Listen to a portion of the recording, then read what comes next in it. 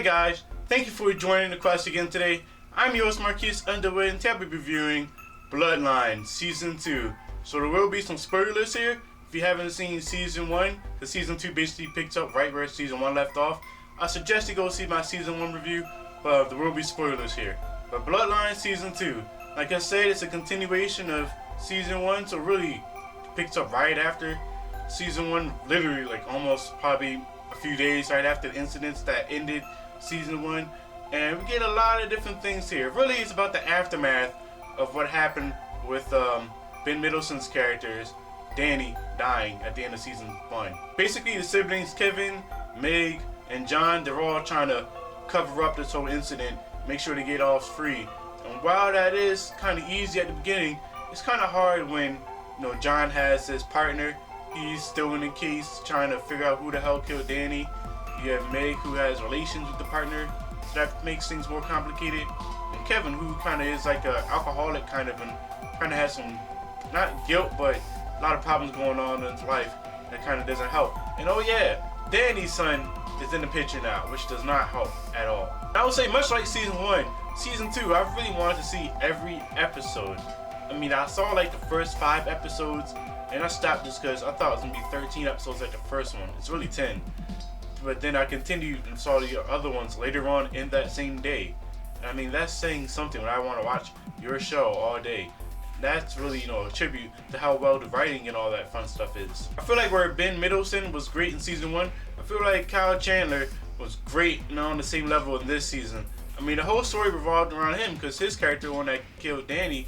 And so you really get to see Kyle Chandler do his work. And a lot of time when he's acting, he doesn't even have to say anything. You just look at his face and you know exactly what he's thinking and how he's feeling. And he's very calculated too, and I really like that.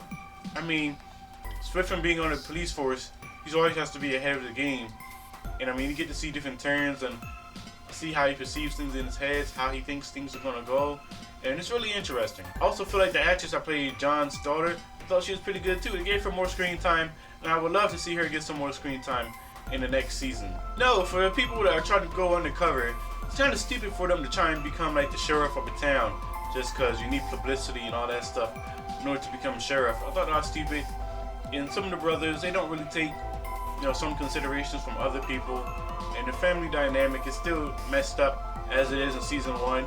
So I mean, you get to really see the growth at the same time, the detriment of this whole situation, what it's doing to the characters. Even the mom is, you know, being frustrated and not, you know, let in on what's going on. Kind of like, you know, some Godfather type stuff, the whole letting the parents die and then he killed the siblings type stuff. It's kind of the same thing going on here, really. I will say though, the biggest flaw of this season is that there's no Ben Mendelsohn. Like, there's not really the it factor. Yes, Kyle Chandler does an amazing job. He did an amazing job Season 1 too. But Ben Mendelsohn's character, Danny, he just added some it factor that made you want to watch it. And you don't really get the same vibes from Danny's son. You don't really get the same vibes from Danny's son. Danny's son is just kind of there, it's just trying to figure out where he fits in. But Danny kind of knew where he was, and he's playing games with people, and he kind of missed that here. And some of the plot points, like I said, if you wanted to be undercover but you want to be the sheriff of a town, it just doesn't really work here. I will say though, the end of the season, it does leave it kind of ambiguous of what they're going to do for Season 3. I definitely did not see what happened in Season 2 happening at all, especially by the character that did it. So I'm very curious to see what they do in Season 3, but I'm definitely on board for this one. So I'm giving Bloodline Season 2 a B+. I'm giving it a 3.7 out of 5. I felt that it fell a bit short of Season 1 stature, but it's definitely still worth the watch. And I want to see what they do in Season 3. I feel like, you know, not having Ben Mendelsohn as Danny's character kind of was a detriment. Some of the plot points were a detriment, but at the same time, I did still want to keep watching like how I did with Season 1, and it's shorter and it's a lot more fun, and you get to see some great acting still. So, have you seen Bloodline Season 2? Did you like it better than Bloodline Season 1? What did you think of Kyle Chandler's character? Did you like the growth and progression of the siblings?